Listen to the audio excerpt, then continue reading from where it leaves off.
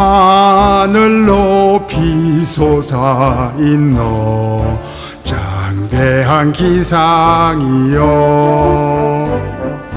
깊고 묘한 골짜기에 연불도랑 들어섰다 앞산에 12봉어 12성인 예견되고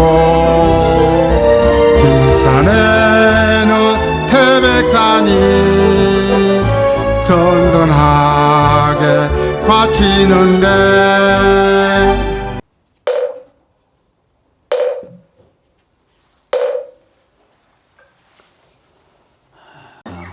큰맘 큰 길이여 하늘의 이치를 통달한다는 건달산 아래 절이 있으니 큰맘 경기부는 연불도량이다.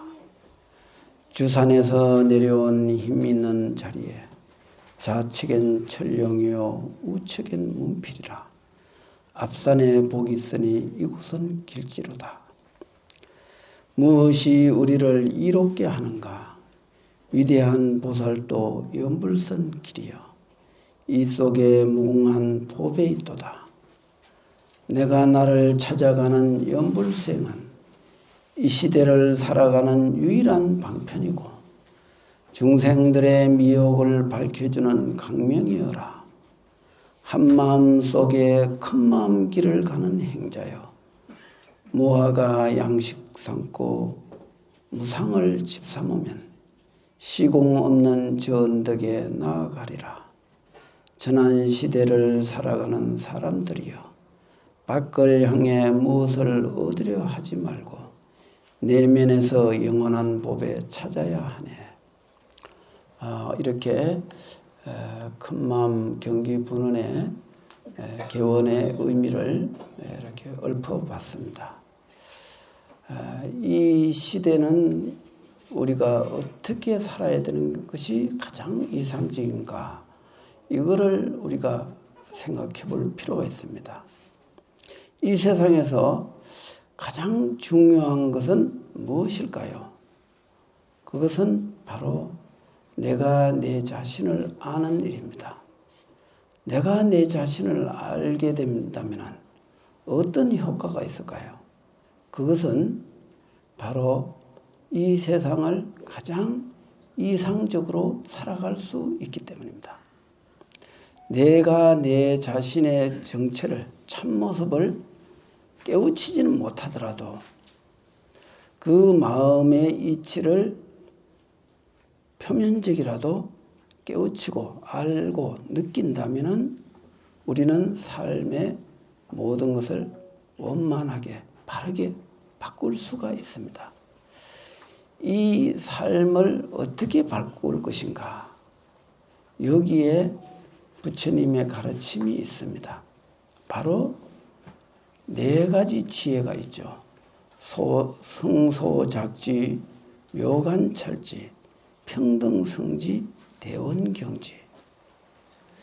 승소작지라는 것은 짓는 이대로 마음을 지혜롭게 바꾼다. 지혜를 이룬다. 이런 뜻이고 그것도 바꾼다는 뜻이 되는 겁니다. 두 번째, 육식을 돌이켜서 묘관찰지라. 묘하게 관찰하는 지혜를 이룬다. 그렇습니다. 세 번째, 평등성지라. 평등한 성품의 지혜다. 이렇게.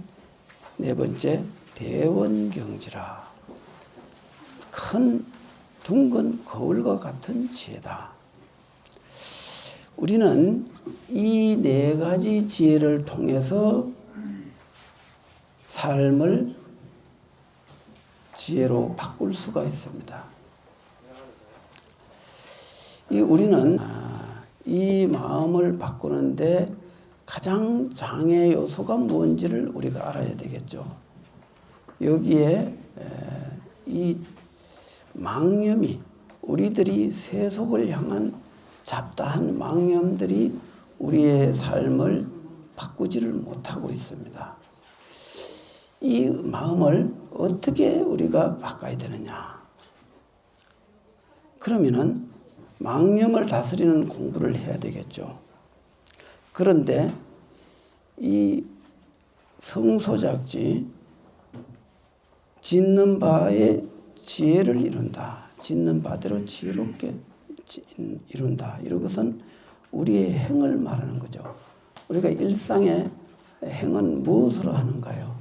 바로 이 안이비설신 이렇게 육체를 가지고 이 묘간찰지는 의를 바꾸는 거예요. 전환하는 거죠. 그래서 성소작지와 묘간찰지를 통해서 우리 몸과 이 마음을 다스릴 수 있고 바꿀 수가 있습니다.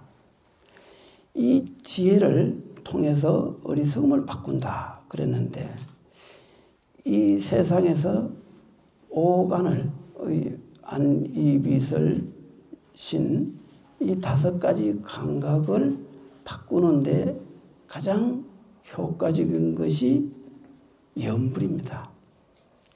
이 염불은 우리의 이 오간의 감각 기관을 그대로 내버려 두면 망상이 되는데 이 망상을 전환하는 공부가 염불이 되겠죠. 그래서 이 중생들은 칙명염불을 하게 되는 거죠. 칙명염불은 바로 우리의 5가지 감각기관을 제어하는데 가장 효과적입니다. 그래서 오간의 그 감각을 제어하기 위해서 우리가 망상을 제어해야 되는데 이 망상을 제어하는 방법으로 칙명염불을 하게 되는 거죠. 칙명염불이 바로 나무 아미타불 이 염불을 그 지극하게 소리를 내서 하게 되면은 우리 마음이 망념의 힘이 조금씩 줄어듭니다. 처음에는 이 망상의 경계에 끌려가겠지만은 시간이 지날수록 망념은 줄어들고 그 행을 짓는 그 지혜, 오간을 통해서 행하는 행동이 점점 지혜로 바뀌는 거죠. 이 지혜라는 것이 우리의 그런 마음이 맑아진 데서 지혜가 나오지 생각으로서 지혜가 나오는 건 아니거든요. 그래서 이 마음을 맑히는 작업으로 이렇게 칙명염불을 하게 되는 거죠. 일심으로 염불을 하다 보면 마음의 모든 번뇌가 조금씩 사라지다가 나중엔 나도 모르게 많이 사라진 것을 느낄 수가 있습니다. 일심으로 한철, 석 달만이라도 열심히 하게 되면은 많이 바뀐 자신을 볼 수가 있죠. 내 마음을 이 바꾸는 작업, 이게 불교의 가장 중요한 그 기본이 되는 거죠. 그래서 이렇게 오간을 잘 다스리기 위해서 일심으로 칙명염불을 하게 되면은 마음이 고요해지고 밝아집니다.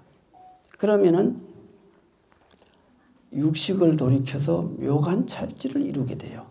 묘간찰지라는 것은 이 묘라는 것은 바로 그 망념을 일으키지만은 그 망념을 바로 무심의 작용으로 바꾸는 건데 이 묘하게 관찰한다. 이 묘하다는 것은 바로 거기에 아상이 없고 무상. 무아라는 것은 나라는 생각, 나에 대한 주관적 그 개념들이 사라지고 무심을 이루는 데서 무아가 되는데 그것이 간단하게 되지는 않지만은 노력을 하면은 오래도록 노력을 하면은 마음이 맑아지면서 지혜가 열리게 되는 거죠. 그러면은 저절로 묘관찰지가 되는 겁니다. 관찰이라고 하는 것은 뭐를 살핀다, 본다 이런 뜻이 있지만은 그것이 의도적으로 되는 게 아니라 우리가 저절로 망념의 그 경계에 끄달리지 않으면은 보는 그대로 무심으로 보기 때문에 묘관찰이 되는 거죠. 그래서 육식을 돌이켜서, 육식이란 것은 우리의 현재 사용하고 있는 의식을 말하는 겁니다. 이 의식을 돌이키지 못하면 안 되죠. 의식이 우리의 생각을 일으키고 또 분별심을 내고 이렇게 추구하는 마음들인데, 이 마음을 바르게 잘 다스리기 위해서 우리는 일심으로 염불을 하게 되는 거죠. 그러면 두 번째 묘관찰지를 이루기 위해서는 염불이 조금 바뀌어야 돼요. 그 다음부터는 염불이 무심으로 해야 되고 무상으로 해야 되기 때문에 거기서부터는 이제 염불선이 돼야 돼요. 염불관이라고 할 수도 있고, 명상이라고 하는 것은 명상을 하는 자와 명상의 대상이 나눠지는데, 염불에서는 주와 염불하는 자와 염불하는 대상이 되는 그 부처님과 나누지 않고 그대로 염불하는 그 당체를 돌이켜 비추는 거죠. 염불하는 놈을 비출 적에 염불하는 자와 대상이 주객을 나누지를 않게 돼요. 그러면은 그렇게 하기 위해서는 염불이 소리를 내면은 안 됩니다. 그때부터는 자선형으로 들어가야 돼요. 처음에는 칭명염불을 하지만은 좀 깊어지기 위해서는 염불 명상, 염불 선 이렇게 들어가야 되겠죠. 염불 명상과 선은, 염불 명상은 아직 그 가난한 자와 가난한 대상이 나눠지기도 해요. 그러나 그것이 깊어지면은 염불하는 자가 곧 염불하는 사람이고 염불하는 대상이 되기도 하고, 대상과 내가 둘이 아닌 것이 되는 거죠. 그래서 보는 염불하는 그 놈을 그대로 관조를 하는 거죠. 비추는 거죠. 그래서 묘관찰지를 이룬다. 그 경지에 되면은 일상의 일이 어떤 계획하고 생각함이 없이 그대로 일상의 모든 것이 자연스럽게 현상을 바르게 보게 되고 현상에 끄달리지 않게 되고 현상을 넘어설 수가 있는 거죠. 이렇게 성소작지와 묘관찰지를 이루기 위해서 염불선으로 이렇게 들어가게 되면은 마침내 칠식을 돌이켜서 평등성지를 이루게 되죠. 평등성지를 진공이라고 표현할 수 있어요. 모든 일체상이 다 한맛으로 돌아가는 이치가 되겠죠. 이 염불선이 바로 평등성지에 들어가는 가장 기본적인 그 공부가 되는 거죠. 그래서 흔히 선방에서 진공묘유다 이렇게 말을 하죠. 진공은 진리의 본래 모습을 말하는 곳이고, 묘유라고 하는 것은 있는 그대로 나타난 모습, 절대적인 모습, 이것이 대원경지라고 그래요. 큰 둥근 거울과 같다. 거울에 어떤 만상이 비추지만 그 만상을 비출 적에 비추는 자도 없고 비추는 대상도 없어요. 왜냐? 그게 어떤 주관적인, 객관적인, 주관과 객관이 사라진 자에서 그대로 비추거든요. 그것을 하안경에서는 해인이라고 그래요. 바다의 자의 도장인 해인, 바다도장이다. 바다도장이라는 것은 대원경지를 말하는 거죠. 있는 그대로 참모습을 그대로 보여주는 것이다. 이렇게 보죠. 그래서 대원경지는 묘유가 되는 겁니다. 진공이 있으면은 묘유가 있기 마련이죠. 진공 가운데서 진실로 텅 빈 그 대원 평등성지라는 절대성 평등, 그것은 공을 말하는 거죠. 그것이 반야신경에서 색적시공, 공적시색이라는 말과 같은 것이 되는 거죠. 색과 물질과 공이 둘이 아니다. 그것은 쉽게 표현한다면은 현상과 이치가 둘이 아니다. 이런 말이 되는 거죠. 색은 현상을 말해요. 공은 이치를 말하는 거죠. 공이라는 것은 마음법의 모습이거든요. 마음법. 그래서 흔히 공에 대한 잘못된 견해를 갖기도 하는데 그것은 공은 무조건 아무것도 없는 텅 빈 상태만을 공이라고 하는데 그것은 공을 잘못 본 거예요. 공은 바로 이 나타나는 이 모든 현상이 다 공인 겁니다. 이 세상에서 공 아닌 게 어디 있습니까? 있는 그대로 천차만별이라고 그러고 또 삼라만상이라고 그러죠. 삼라만상과 천차만별들이 그대로 절대성 평등으로 존재한다. 그죠? 존재하는 그 원리가 그렇게 평등하다는 거죠. 그러면은 이 평등은 만물의 모습이에요. 만물의 진실한 모습. 그게 이치라는 거죠. 그래서 이치와 현상은 둘이 아니다. 그래서 색즉 시공, 공즉 시색이다. 물질은 곧 공이요, 공이 곧 물질이다. 그랬거든요. 근데 일반적으로 거기를 이해하기가 조금 어렵습니다. 왜냐하면 물질이 공이라고 하니까 그러면 이 공이 물질하고 그 분명히 우리가 일반적인 그 사람들이 볼 적에는 다른데 왜 이게 같다고 하느냐 이렇게. 근데 이 세상을 이원법으로 보면은 있다 없다 또 간다 온다. 간다 온다는 것은 시간적 개념이고 있다 없다는 것은 공간적 개념입니다. 시간과 공간이 둘이 아닙니다. 시간을 그 보는 것도 중생의 견해고 공간을 보는 것도 중생의 견해거든요. 그 견해를 뛰어넘은 경지에서 보면은 시간과 공간은 차별이 없는 거죠. 시간과 공간이 차별 없으니 이 현실이 곧 진리요, 진리가 곧 현실이다. 이렇게 또 보게 되는 거죠. 이것이 색즉 시공, 공즉 시색의 뜻이 되겠죠. 그래서 평등성지는 진공으로 표현되고 대원경지는 묘유로 표현된다. 이렇게 볼 수 있죠. 흔히 우리가 진리에 들어간 자는 세상을 다 무심으로 보니 거기에 중생들한테 어떤 도움을 줄 수 있겠는가 이제 이런 생각을 할 수가 있는데 진리에 들어간 그 바탕에서 작용은 문제가 없어요. 왜냐하면 거기에 아상이 없거든요. 아상, 인상, 중생상, 수자상이라는 그 모든 그 인간들의 개념들이 다 한 마음으로 들어가거든요. 이 한 마음에서 묘유가 일어나니 묘유가 큰 마음이 되는 거예요. 한 마음이 없이 큰 마음은 그냥 중생이에요. 그런데 한 마음을 통해서 일심의 미묘한 이치를 깨우치면 그것이 진공이에요. 이 진공의 이치에서 일상의 모든 행위를 하는 것이 묘유가 되는 거죠. 그 묘유는 오직 원력으로만 존재해요.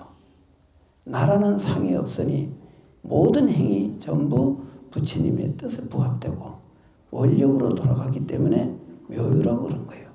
거기서 지장보살의 대자대비한 마음, 간세음보살의 대자대비한 마음, 문수보살의 큰 지혜, 보현의 거룩한 원력, 이것은 전부 묘유에 해당되는 겁니다. 왜 묘유가 되느냐? 거기 아인 사상이 존재하지 않기 때문입니다. 우리는 어떤 일상의 일을 하더라도 나라는 주관적 집착과 아상이 너무 지나치게 많으면 안 돼요. 그러면은 아무리 좋은 말을 하고 진리를 이야기하고 해도 그것이 전부 망상으로 돌아가요. 왜냐하면 뿌리가 망상이기 때문에. 망상의 뿌리를 가지고 깨달음의 열매를 이룰 수는 없어요. 망상과 그 깨달음은 하나는 망념이고 잘못된 생각이고 하나는 있는 그대로 바로 보는 것인데 그게 같을 수는 없잖아요. 다만 깨친 분상에서 보면 망념과 진실이 둘이 아니에요. 그러나 깨치지 못한 분상에서는 망념은 망념일 뿐이에요. 망념이 도가 될 수는 없거든요. 그래서 요즘 뭐 유튜브에 보면은 윤회도 없다. 뭐 이러는 게 막 뜨는데 그거는 중생과 부처가 둘이 아니라는 그 한경에서 보면 그런 말이 있죠. 중생과 부처와 법이 차별이 없다. 마음과 부처와 중생이 차별이 없다 그랬는데 이 시삼무차별 세 가지가 차별 없다는 것은 부처의 경계예요. 중생이 그렇게 말하면은 그거는 외도가 되어버려요. 외도라는 것은 바깥의 자의 길도자, 바깥길이라는 거죠. 우리의 성품자리를 벗어난 건 전부 외도예요. 마음자리로 기결된다면 망상을 말해도 그건 도가 돼요. 예를 들어 우리가 일상생활에서 착한 일을 해라. 그러면은 망상으로 하면은 착한 일이 결국 망상으로 고통으로 이어져요. 근데 무심으로 하고 또 도에 입각해서 착하게 살아라. 그러면 그 바로 망상으로 하는 것 같은 행동이라도 그거는 도가 됩니다. 왜냐하면 도로 해양이 되니까. 그래서 우리가 일상의 행동이 어떤 마음 바탕에서 하느냐, 도의 바탕에서 하느냐, 아니면 아상에 찬 마음으로 하느냐, 이 차이가 있는 거죠. 우리가 근본으로 모래가 밥은 될 수 없잖아요. 모래를 밥으로 만드는 것은 요술만이 가능해요. 근데 요술은 사기예요. 거짓이에요. 요술은 요술일 뿐이지 요술이 진실은 아니거든요. 사람 눈을 속이는 거죠. 그렇기 때문에 모래가 밥이 될 수 없어요. 모래를 100년을 삶아도 우리가 먹을 수 있는 밥은 안 되는 겁니다. 마찬가지로 이 진실은 있는 그대로는 참 모습은 언제든지 도로 해양하게 돼 있어요. 그래서 우리는 밥을 지어서 쌀을 지어서 밥을 만드는 것은 옳은 일이지만은 모래를 쪄서 밥을 만들려고 하는 것은 어리석은 것이다. 잘못된 것이다. 그런데 왜 사람들은 밥은 먹을 줄 알면서 공부를 할 줄을 이 마음을 다스리는 것은 왜 할 줄 모르느냐. 그거는 망상경계에 꺼달려 있기 때문에 그렇거든요. 우리는 이 도량을 개원하는 뜻은 우리가 이 도심 속에서라도 현실에 너무 끌려가지 말고 내 마음을 닦아서 이 허망한 세상에서 한 줄기 광명을 찾아가자. 내 마음의 자성의 빛을 의지해서 우리는 진실한 삶을 살아가자. 이런 뜻이 여기 있습니다.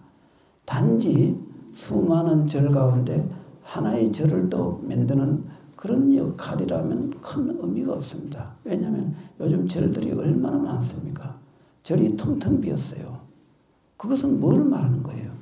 바로 절이 근본 부처님의 정신으로 돌아가지 못하고 현실적인 망상경계로 자꾸 추구하고 거기로 달려가다 보니까 이 절이 절 역할을 잘 못하고 있는 겁니다. 그러나 만일 여기는 매우 열악한 데예요. 요 큰 길에서 여기 들어오는 길이 골목길이 상당히 길어요. 그래서 웬만해서는 내비가 아니면 절대 찾을 수 없는 곳이죠. 그러면은 우리가 이런 그 열악한 상황에서도 이렇게 도량을 개설하는 그 뜻은 우리 여기 정도거사 부부의 권력이 있어요. 내가 여기 도량을 좀 도와주게 된 인연은 여기 계시는 이 책임자들이 마음이 순수해요. 전혀 사심이 없어요. 순수한 걸 내가는 봤어요. 그래서 이런 도량을 그러면 이렇게 어떤 사찰에서 하는 각종 이벤트도 하나도 없고 그냥 와서 공부만 하라는 이런 내용이에요. 그래서 여기다가 내가 알맹이를 좀 넣어야 되겠다. 그냥 있으면 아무 의미가 없잖아요. 그래서 알맹이를 넣기 위해서 내가 여기서 연불도량을 개설해라. 연불도량을 한다면 내가 내 마음을 찾아가는데 가장 효과적인 공부다. 아무리 여러 가지 그 수행의 그 기법들이 많지만 우리 불자들이 일반적으로 하기에 가장 효과적인 것이 연불이기 때문에 나는 일찍이 출가해서 지금 출가한 지 55년째입니다. 오랜 세월 그 출가해서 여러 가지 불교의 수행들을 다 해봤어요. 마음이 급하니까 빨리 나는 30전에 내가 도를 깨쳐야 되겠다. 이 원이 너무 강렬했기 때문에 10년이 이렇게 지나서부터는 마음이 엄청 급해졌어요. 이러다가 이거 평생이 이렇게 공부도 제대로 못하고 시주법만 이렇게 빚을 지고 사는 것이 아닌가. 이 걱정이 안 될 수가 없었던 거죠. 그래서 내가 목숨 걸고 공부해야 되겠다. 어영부영 살다가 이 세상이 잘못되었을 적에 그때는 후회한들 무슨 소용이 있겠나. 이런 생각하고 처음에 화두를 들고 15년을 죽기 살기로 토굴과 선방에 다니면서 정진을 했고 31살에 공부의 견체를 조금 얻고는 수행 보림 차원에서 주력을 했어요. 신묘장구 대단하니 주력을 3년을 정말 닿는 데까지 하루에 15시간을 소리를 내서 주력을 하니까 목이 완전히 3일 만에 목이 막 완전히 절단 나더라고요. 그래갖고 소리가 안 나요. 죽을 힘을 다해서 해도 안 돼요, 목이. 그래서 어쩔 수 없이 이 주력이라도 소리 내는 건 안 되겠구나. 속으로 하자. 그래 속으로 하니까 이제 좀 공부가 좀 이렇게 되는 느낌이 좀 있었는데 그렇게 3년을 첫 번째 그 3년결사 말고 두 번째 3년결사에 내가 3년간 주력을 했어요. 그렇게 하고 나서 가만히 생각해 보니까 이 보림 수행으로서는 연불이 여러 가지 다른 여러 가지보다도 윗바사나도 생각해봤고 이것저것 많이 생각해봤는데 결국은 우리나라 불교의 정서라든가 모든 면에서 이 연불이 가장 좋다는 걸 내가 실제적으로 느끼고 그 다음부터는 이제 연불 수행을 하고 또 내가 수담에 있을 적에 이제 연불선을 가르쳤죠. 지금까지 연불이 왜 이렇게 신도들한테 무시를 받고 또 스님들도 연불을 한다 하면 조금 이렇게 좀 낮게 보는 경향이 있거든요. 그 이유가 연불이 그 수행이 첫 단계에서 내가 그 아는 노스님들 보니까 젊어서부터 80 넘어서까지 칭명연불만 하고 있더라고요. 근데 칭명연불 하면은 공부가 깊어지진 않아요. 처음에는 신심이 나고 좀 좋은데 그 다음 단계로 들어가야 돼요. 우리가 그렇잖아요. 무슨 일이든지 하면은 처음부터 점점 그 점입가경이라고 그러죠. 점점 이렇게 깊어져야 되는데 늘 처음 1년 된 사람이나 10년 된 사람이나 30년 된 사람이나 똑같다면은 이건 공부에 문제가 있는 거죠. 하두도 마찬가지입니다. 그 스님 생활, 이제 행자 생활 6개월 하고 나서 3위계 받으면은 강원도 안 가고 바로 선방으로 들어간 사람 굉장히 많아요.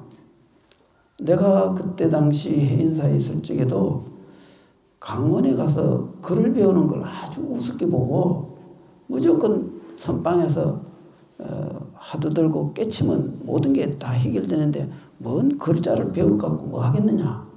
이래갖고 그때 당시 스님이 되면은 선방에 가는 사람은 한 70% 80% 되고 강원을 4년 동안 마친 사람은 10%도 안 돼요. 스님들 가운데. 그래서 그때 당시 강원을 나온 사람들은 거의 다 동국대학교로 가든가 아니면은 뭐 이렇게 사찰 주지를 하든가 여러 가지 뭐 사판 쪽으로 가는 사람이 많고 선방으로 가는 사람은 거의 없었어요. 왜냐하면 4년 동안 배워갖고 풀 먹지도 못하고 선방에 앉아고 뭐 하겠느냐. 그래갖고 가는 사람이 거의 없는데 나는 처음부터 강원에 갈 적에 글을 배우려고 간 게 아니라 나이가 너무 어려갖고 선방에서 안 받아주더라고요.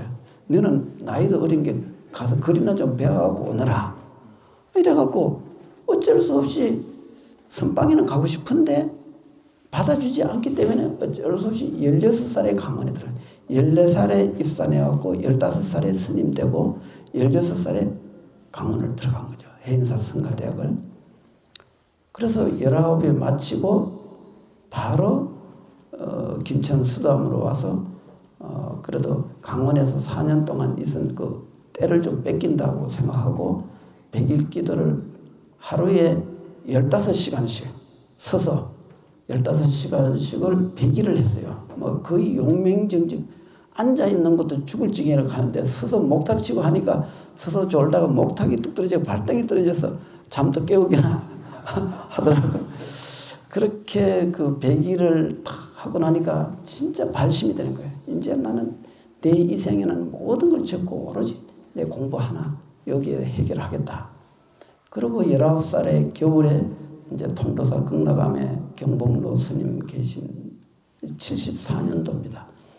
그때부터 이제 정진을 이제 했는데 마음은 급한데 선방에 하판으로 들어가니까 다각이라든가 뭐 이런 하판 소임을 자꾸 시키니까 공부가 안 되는 거예요.